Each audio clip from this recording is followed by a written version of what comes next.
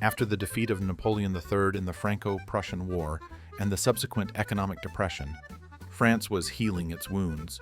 People longed for festivities and fun that would override the heavy burden of memories. Optimism and faith in the best was especially felt in Paris, where the new era, called La Belle Époque, began. Cultural flourishing, scientific discoveries, economic and social progress. The country began to prosper again, and with it the people who now had both time and money to spend on entertainment that had not been available before. It was then that two entrepreneurs came up with the idea of opening a unique entertainment venue, the Moulin Rouge, which became a symbol of Paris at the turn of the century. On 6 October 1889, Joseph Oller and Charles Zidler, inspired by the new cultural achievements and the atmosphere of Paris at the time, opened the legendary Cabaret Moulin Rouge, or in French, the Red Mill, on Place Blanche.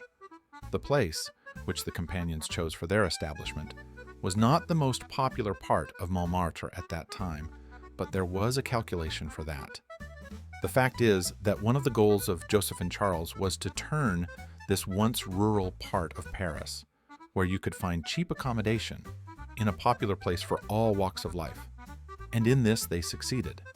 However, it is unlikely that even the most optimistic forecasts of the businessmen could have predicted such a colossal success for their venture.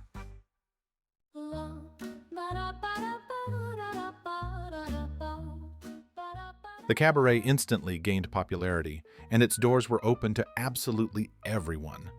Wealthy men went to the Red Mill in search of new acquaintances. Writers and poets drew inspiration from the intoxicating, in every sense, atmosphere of the cabaret. The poor watched with interest how the city's elite entertained. The unusual interior, created by the famous French artist Adolphe Villette, combined all the splendor of the Belle Époque. Huge mirrors on the walls reflected the bright light of the chandeliers hanging from the ceiling.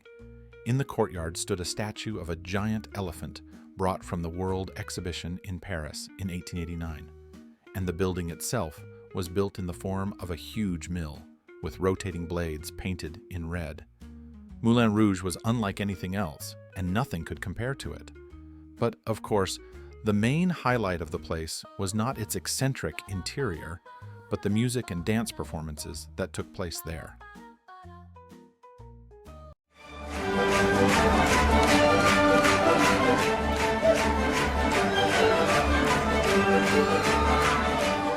Moulin Rouge demonstrated the talents of the most famous French dancers, and also gave fame to the dance that became the hallmark of the institution, the French cancan.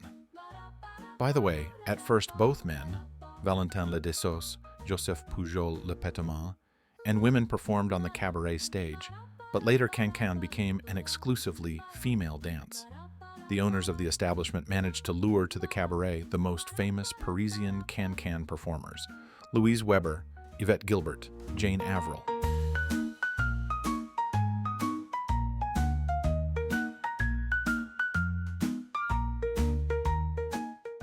Despite the fact that many residents of the French capital considered the cancan a provocative, vulgar, and even obscene dance, they still regularly came to Montmartre to enter the Red Mill and admire the coordinated movements of the dancers.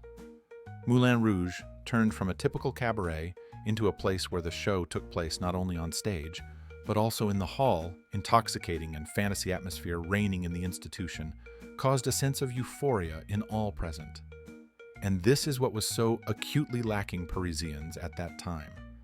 The fame of Moulin Rouge swept across Paris, and soon the cabaret in Montmartre was regularly visited by the aristocracy and bohemians, including the writer Oscar Wilde, the artist Henri de Toulouse-Lautrec, who painted many paintings dedicated to the cabaret Moulin Rouge and its models, and even the Prince of Wales himself, who visited Paris on business. Many events that took place within the walls of the legendary cabaret became an integral part of history and started something new.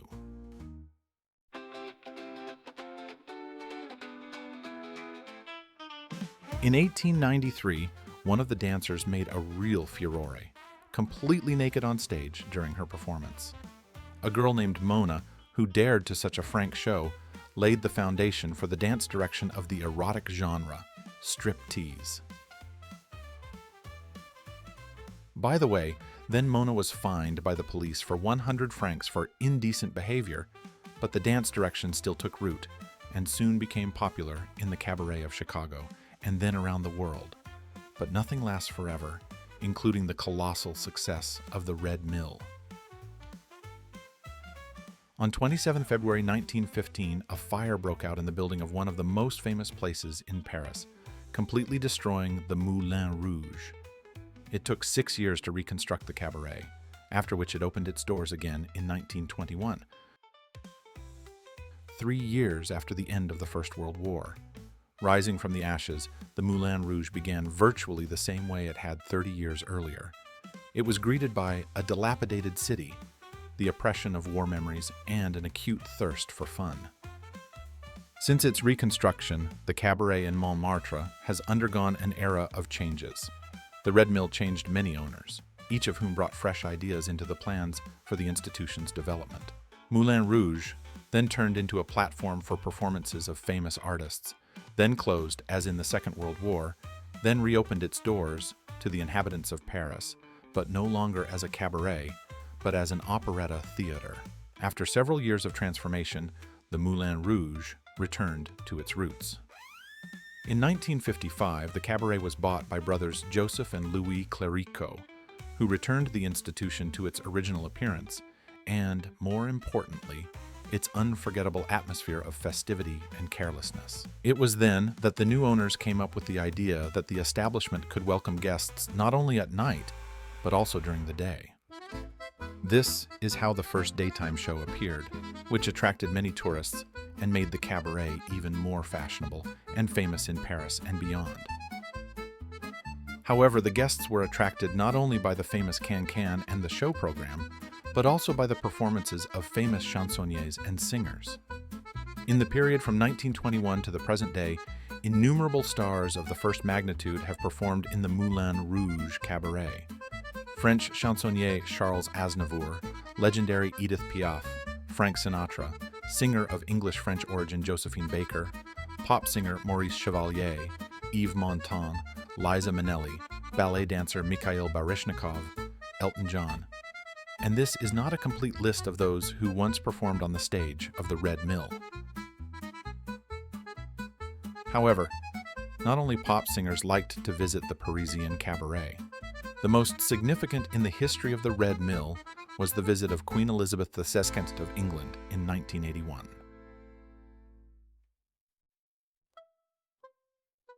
It was the only day when the corridors of the establishment were not crowded with darkness, the noise of which could be heard from the street as the owners closed the cabaret completely for Her Majesty's visit.